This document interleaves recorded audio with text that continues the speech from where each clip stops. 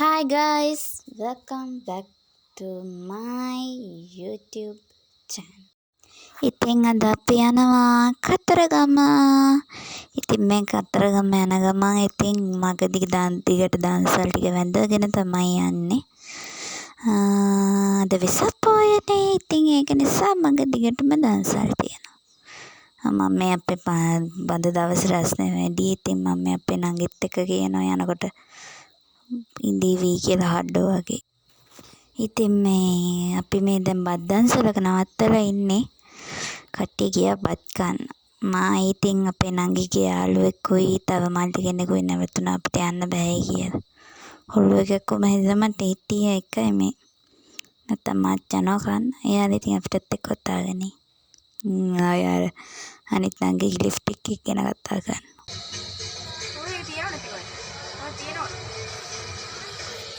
ඉන්නේ නෑ ඕලගේ දෙයක් නෑනේ මගේ එක නියන්නේ. ඔය තියෙනවා යෝගේ. ඔව්නේ. ආයි කලවම් වෙනවා හද පාට දෙකක්. ඕක මෙරුන් පාටද? ඔය ඔයා ගාන් ඉන්නේ එක නේද? අවලං වෙයි.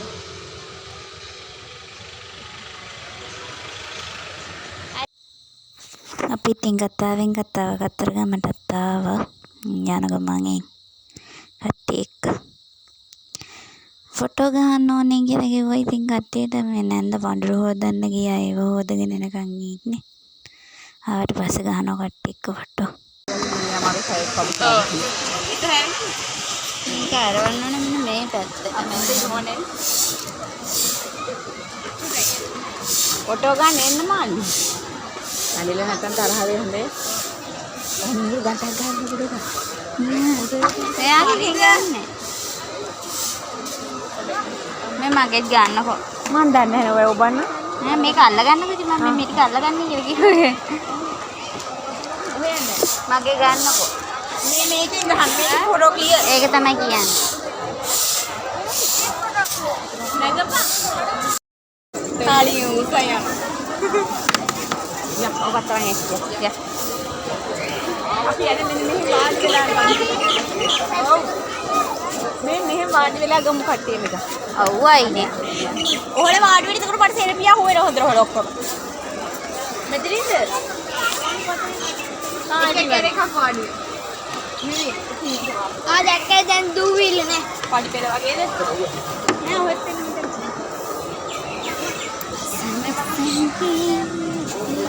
මටත් ගහන්න ඕනේ.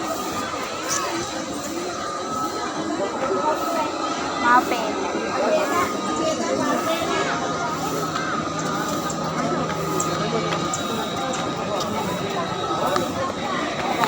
දෙන්නකෝ මේකෙන් ටිකක් හරි.